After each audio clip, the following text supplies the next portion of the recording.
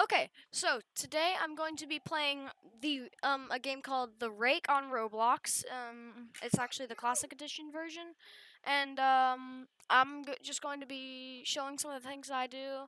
And I've actually bought every single game pass in this game because I've actually really liked this game for a really long time. And I'm just going to be showing you what I do, like where I go, the patterns that I use, how the some of the things I use to sense the rake that other than like night vision. But yeah, the first thing that I'm going to show you is this. This is a very useful thing.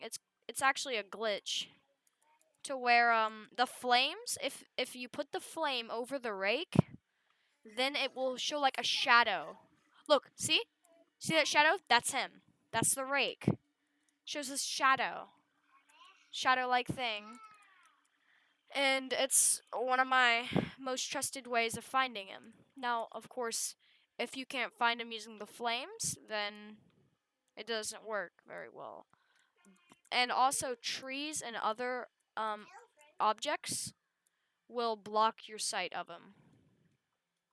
But as long as you got your thing trailed on him with nothing in the way, then you know where he is. You know what direction and to some degree how far away he is. And of course, there's night vision. And really, this is the only trick that I don't think that I think some people might not know about. Otherwise, no, they probably know that. Oh, look, it's very simple, just camera, night vision, and then of course there's the tracker. Why?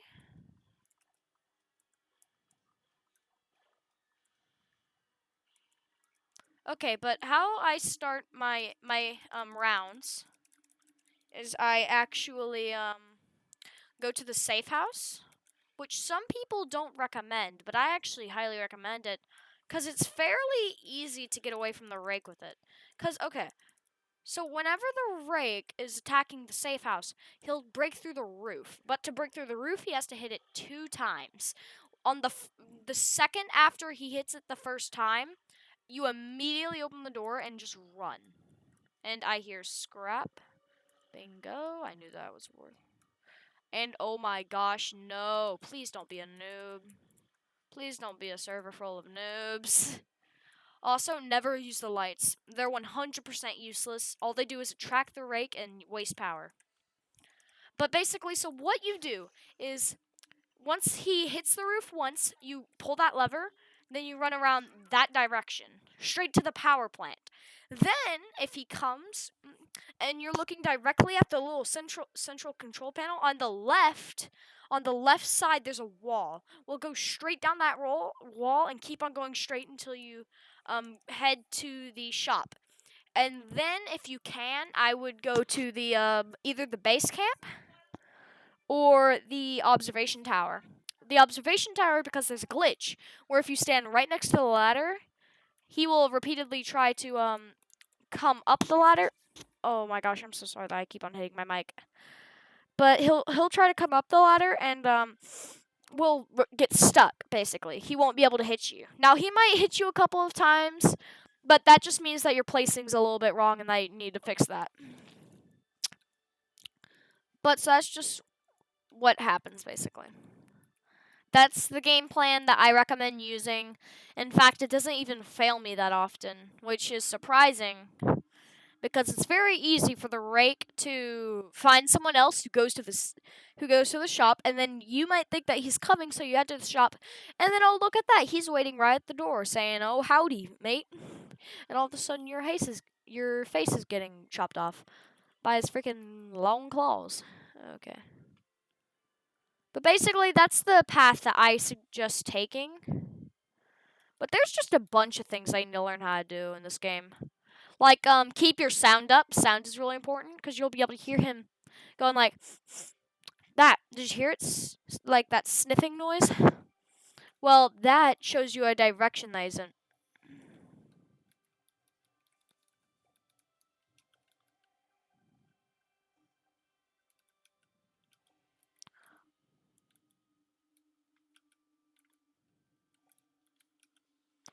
But basically, I recommend starting in the safe house.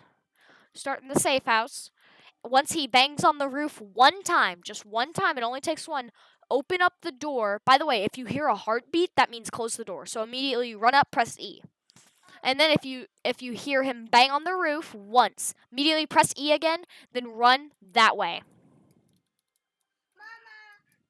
You're going to run that way. So once you do that and make it to the power plant, just don't want to make sure try using that lamp trick, Just try to figure out how far away he is. If you have the tracker, keep that thing out. Night vision, use that. Cameras, every once in a while switch through all of them. Because that can be sometimes useful because it gives you his exact location if he's in one of the camera places. Hence the reason it's so expensive, because it has a chance of giving you the rake's exact location, which is actually really useful. But there's just a bunch of stuff that you need to learn how to do in this game, which you learn from time. Now, I have only survived 236 times, so it's not like I'm a pro or anything, but I've been playing for like a year now. Of course, I've taken like multiple month breaks because the game gets pretty boring, but the game can be really fun, and I recommend it. It gets boring really quickly after you first start playing it, but at the beginning, it's a good way to have fun. Do you hear that beeping? If someone has a watch, that beeping will start sounding. And if it starts sounding, then just go ahead and start walking towards the shop. Because it doesn't matter if the rake's there. That it'll start beeping at 15 seconds. And that is long enough for you to outrun him. Until the 15 seconds are up. It's not very long. So you'll be able to easily get away and you'll be fine. So once you hear that, just act like it's daytime. It's not very dangerous or anything, cause you can just sprint. Also, if you see scrap like a little metal by the trees, immediately get that, and I mean immediately. You want to get that as fast as possible. The only way that you should not get it is if the rake is literally right next to you, or I mean right next to the scrap. If not, though, I highly recommend booking it over there, grabbing it real quick, and just booking it away. But if you see an opening to where you could easily grab it, I recommend getting it. So, basically, this is just, it's a bunch of stuff like that. Most of the games I'm going to be playing is going to be focused on time, but I am going to be teaching you some of my combos and tricks, like if I'm playing a fighting game, or this, I'm going to be showing you my patterns, the places that I run to. Also, if you're new to the game, and even if you're a pro and you've memorized the locations, I recommend getting a map. It's just like there's so many sources on the internet saying, "No, don't get the map. It's like completely useless. All you have to do is memorize the locations." But what if you forget? What if you're like, "Oh, I haven't played in a couple months. I should get back on." And all of a sudden, you're about to go to your place and you're like, "Wait, where was that again?" Well, that's why you should always have a map on you. Also, if you press E on the door, you can bang on it, which should get their attention. Now, I don't think that it actually attracts the rake. So, pretty simple. Yeah, basically, if you have double points, I recommend doing this. First thing that you get is watch, compass, map, and then the tracker. And then after that round, if you have 40 points left, then you should get the camera, and then you're basically set for the rest of the game. Like, while you should still get a lot of other items, like the vitamins. The vitamins are really good. In my opinion, some of the best items in the game. And did you hear that noise? That means that the power's out. And also, there's this thing called the blood hour. Well, if there's ever a blood hour, another thing. If the power goes out, get out of the safe house. It's 100% useless. The door is the only thing that protects you in the safe house. And if you don't have the door, then my strat doesn't work. So if basically you immediately want to go straight towards the power plant, which I cannot seem to find. Basically, if the power goes, did you hear that heartbeat? That was him. That was the rake. And sure enough, there's the old buckaroo.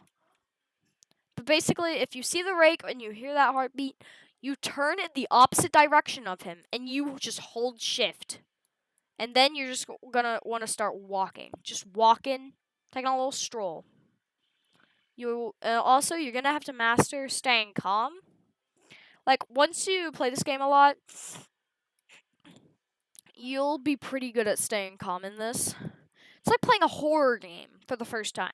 But then maybe a year later, you just don't even phase. Like you see a really scary jump scare that even the most pro horror players would be really scared of if they first tried that game. Then eventually you'll get used to it. The horror jump scares will still Oh no. Okay. Okay, I'm hoping that someone's turning on the power, because I'm going to really need my night vision to find this supply drop.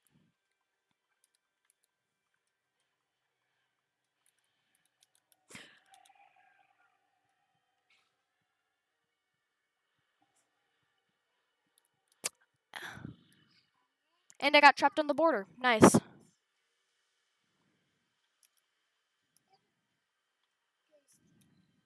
God dang it, why is the light in every single Roblox game always the laggiest thing? God dang it, Rake, that is not cool. Also, if the Rake is following you, if you get away immediately, get to the border. Crap, okay, so if he's over there. Will someone turn on the freaking power?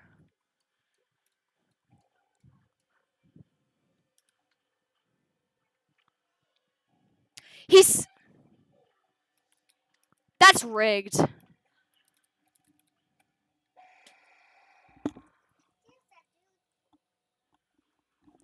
But basically, also, I want to tell you, I've learned to get over this, but people are going to be toxic in this game.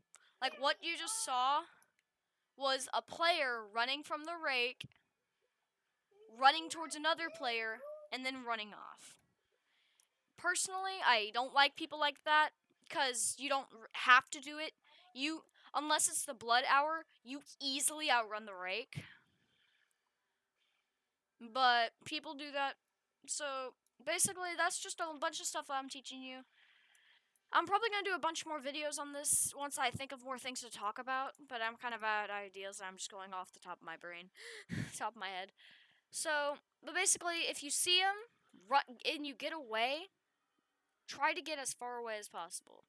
Basically, that is going to be the you know, that's that's basically the sum of it. It's not a very hard game. But thanks for watching, and bye.